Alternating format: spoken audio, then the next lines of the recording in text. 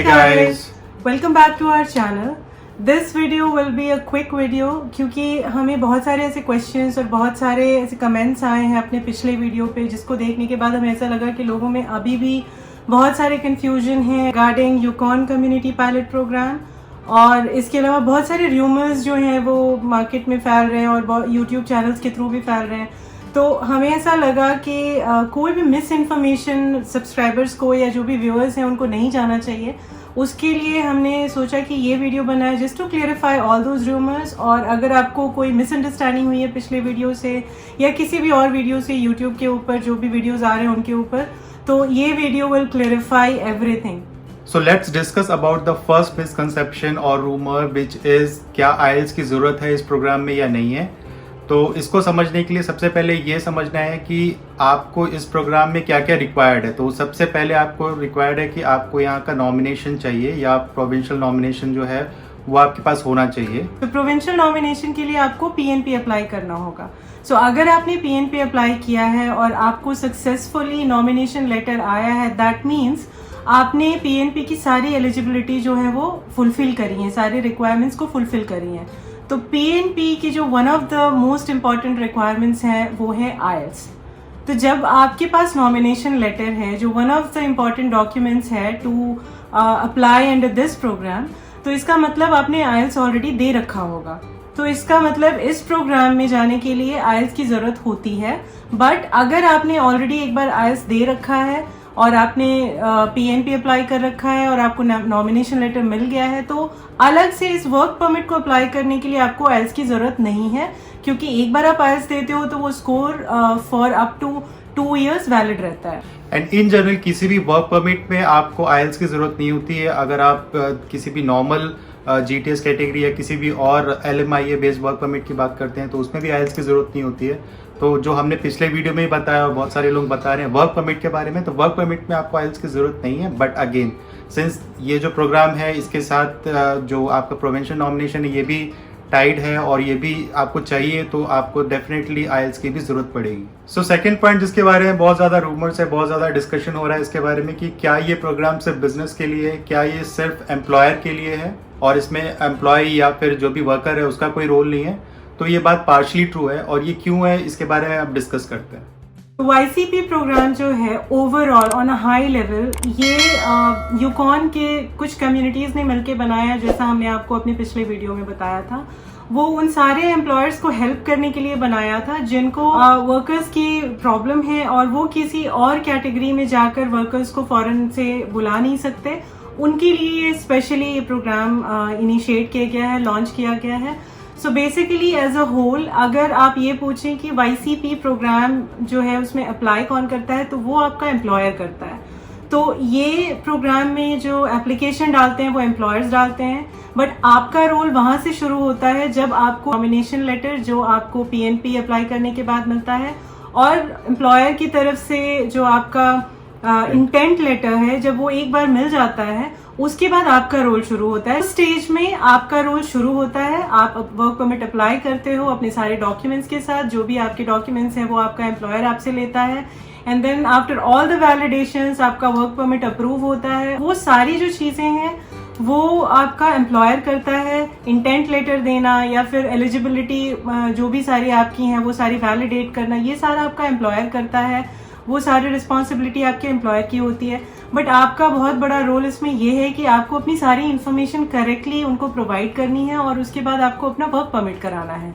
So to summarise, आपके पास Yukon government से एक PNP सर्टिफिकेट होना चाहिए और दूसरा आपके पास जो भी एम्प्लॉयर है जो इस पायलट प्रोग्राम से जुड़ा हुआ है उनसे एक इंटेंट लेटर आपके पास होना चाहिए सो दैट आप यहाँ पे वर्क परमिट के लिए अप्लाई कर सको। तो बेसिकली आपके पास अगर वर्क परमिट हो जाता है या फिर वर्क परमिट अप्लाई करने से पहले जो यूकॉन कम्युनिटी पायलट प्रोग्राम में एम्प्लॉयर्स जो फॉर्म या एप्लीकेशन फॉर्म सबमिट करते हैं, वो फॉर्म क्या है, वो कैसा दिखता है और उसमें उनको क्या क्या इन्फॉर्मेशन प्रोवाइड करनी होती है यूकॉन गवर्नमेंट को, वो चल के देखते हैं यूकॉन की वेबसाइट पे। ये वेबसाइट जो है ये यूकॉन गवर्नमेंट की वेबसाइट है, yukon.ca। यहाँ पे आपको यूकॉन कम्युनिटी प्रोग्राम की सारी इन्फॉर्मेशन मिल जाएगी। टू स्टार्ट विथ, ये जितनी भी इन्फॉर्मेशन यहाँ पे दे रखी है ये हमने अपने पिछले वीडियो में आपको ऑलरेडी बता रखा है। about what is Yukon Community Program and who can apply. So यहाँ as you can see, small to medium sized Yukon community businesses who would otherwise be ineligible for other YNP streams can apply. तो जितने भी small size और medium size Yukon community के जो employers हैं जो किसी और स्ट्रीम में अप्लाई नहीं कर सकते वो एलिजिबल होते हैं अंडर दिस प्रोग्राम, वो अप्लाई कर सकते हैं। और ये प्रोग्राम जो है इन 6 कम्युनिटीज़ के लिए ही एप्लीकेबल है। और ये जितनी भी एलिजिबिलिटी जो भी एम्प्लॉयर है आपका उसकी जो एलिजिबिलिटी होनी चाहिए ये सारी यहाँ पे मेंशन्ड है, जिसमें आपको इन्वॉल्व होने की ज़रूरत नहीं है। Now the next section is who can not apply. यहाँ क्लियरली मेंशन्ड है कि foreign workers can not apply which is you. तो the government of Yukon only accepts applications from employers and never from nominees. So इस condition में जो भी candidates हैं या वर्कर्स हैं वो नॉमिनीज़ होते हैं। तो ये जितने भी एप्लीकेशन फॉर्म जो भी इन्फॉर्मेशन यहाँ दे रखी है ये सारे फॉरेन वर्कर्स के लिए नहीं है, ये सारे एम्प्लॉयर्स से रिलेटेड है। और ये जो एप्लीकेशन है ये सिर्फ एम्प्लॉयर्स अप्लाई कर सकते हैं, इसमें फॉरेन वर्कर्स का कोई काम नहीं है। अब जो नेक्स्ट सेक्शन है what are the requirements. So इसमें आप देख सकते हैं clearly all requirements for foreign workers under the YCP यानी Yukon community plan are the same as those under the other YNP worker streams. So YNP यानी कि Yukon nominee programme, उसके जितने भी रिक्वायरमेंट्स हैं या एलिजिबिलिटी क्राइटेरिया है वो सेम एलिजिबिलिटी क्राइटेरिया YCP के लिए भी एप्लीकेबल है।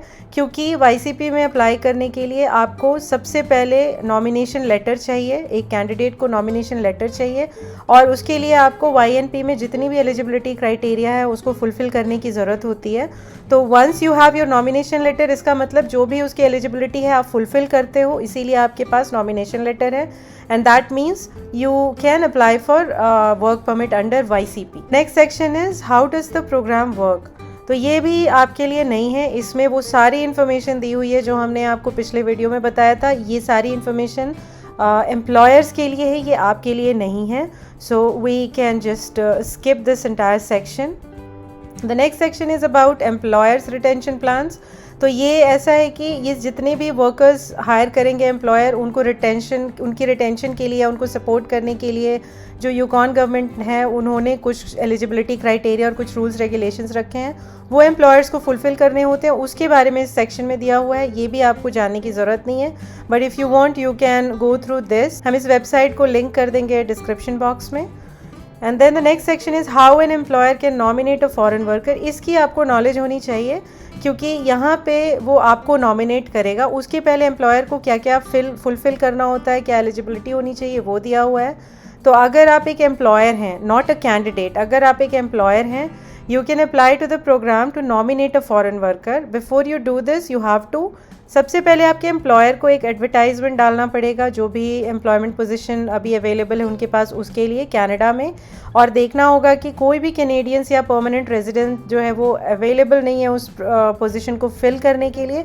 उसी कंडीशन में वो YCP में अप्रूवल उसको मिलेगा, क्योंकि कनाडा में कोई ऐसा नहीं है जो उसको कर सके, इसीलिए वो फॉरेन वर्कर को हायर करना चाहता है। ये जो प्रोग्राम है ये एग्जैक्टली सेम है जो LMIA होता है। तो LMIA में भी सेम ही होता है कि आपका एम्प्लॉयर जो है वो पहले एडवर्टाइज़ करता है और जब भी वो एडवर्टाइज़ होने के बाद कोई कैनेडियन सिटीज़न या परमानेंट रेजिडेंट उसको फिल नहीं कर पाता है तो वो फॉरेन वर्कर को बुलाते हैं। उसके लिए उनको LMIA अप्रूवल लेना पड़ता है। यहाँ पे LMIA अप्रूवल नहीं है, यहाँ पे YCP एप्लीकेशन है।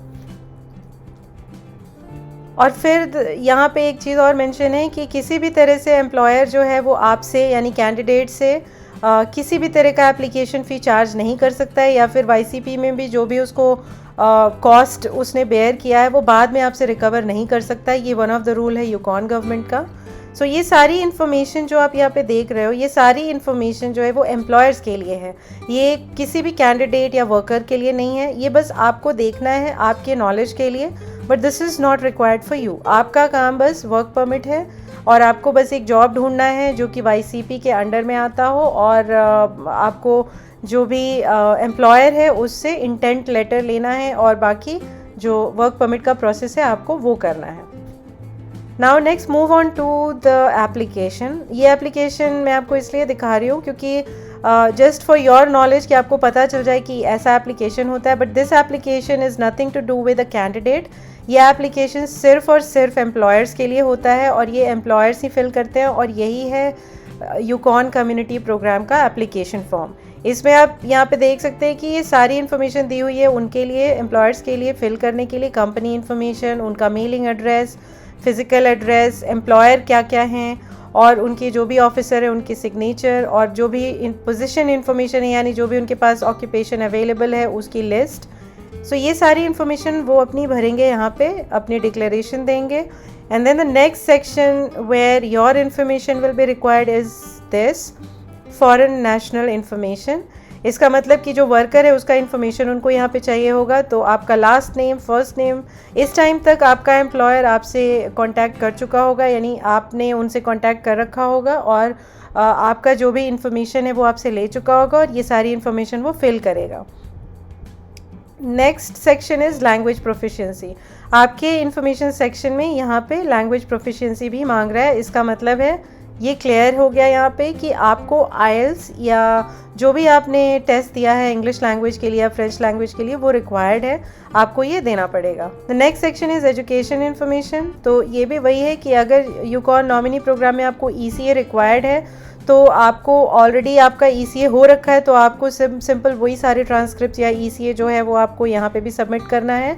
अदरवाइज़ यहाँ पे ये मेंशन्ड है कि आपके जितने भी डॉक्यूमेंट्स हैं यानी स्कूल सर्टिफिकेट्स और हायर एजुकेशन सर्टिफिकेट्स, वो भी बेस्ड ऑन होता है आपके जॉब के लिए या NOC पोजीशन के लिए। तो जो भी आपका NOC स्किल है या जो भी आपका जॉब रिक्वायरमेंट है, अगर वो ये बोलता है कि आपको हाई स्कूल ही चाहिए तो आपको हाई स्कूल सर्टिफिकेट देना पड़ेगा। अगर वो बोलता है कि आपको मास्टर्स या बैचलर्स चाहिए तो आपको वो भी देना पड़ेगा। तो ये आपको देखना है कि आपने जो जॉब सर्च किया है वो जो उसकी रिक्वायरमेंट क्या है। So basically this is all about it. But ये जो पूरा फॉर्म आप देख रहे हो, ये फॉर्म आपके लिए नहीं है, ये हमेशा एम्प्लॉयर फिल करता है आपके बिहाफ में आपके लिए, ताकि वो आपको नॉमिनेट कर सके यहाँ पे आने के लिए। तो आई होप आप लोगों को समझ में आ गया होगा कि आपका रोल क्या है यार, आपको डॉक्यूमेंट्स प्रोवाइड करने हैं। तो अगेन आपको जो भी डॉक्यूमेंट्स लगेंगे वो बेस्ड ऑन आपके जो PNP है, यूकॉन PNP, उसके बेसिस पे जो भी डॉक्यूमेंट आपको रिक्वायर्ड थे वो तो लगेंगे।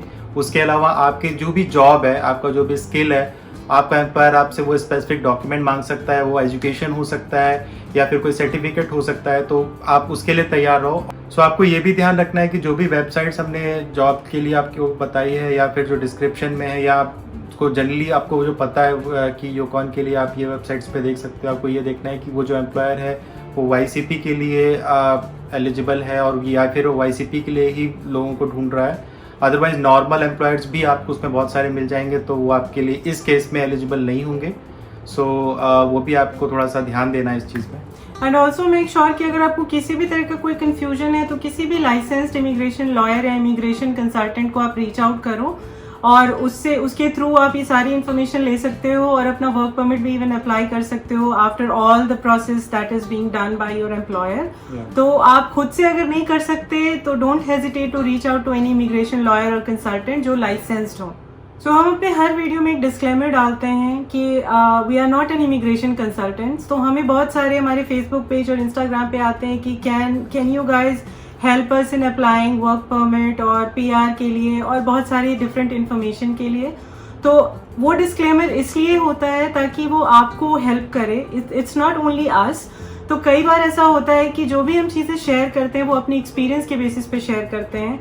जो नई चीज़ें आती हैं मार्केट में हम उसके ऊपर रिसर्च करते हैं, और सिर्फ हम नहीं, ऐसे बहुत सारे इमिग्रेशन कंसल्टेंट्स भी हैं और बहुत सारे यूट्यूबर्स भी हैं जो ये सारी चीज़ें रिसर्च करके आपको बताते हैं just for your knowledge.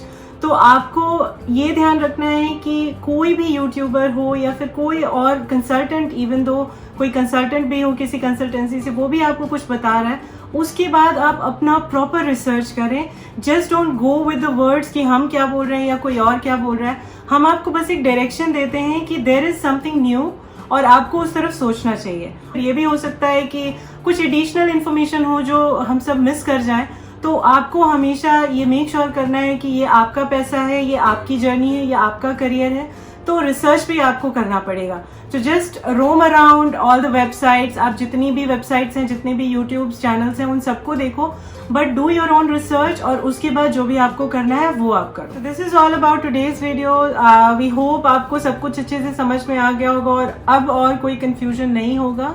So we'll meet you again in our next video. Till then, take care of yourself. Bye.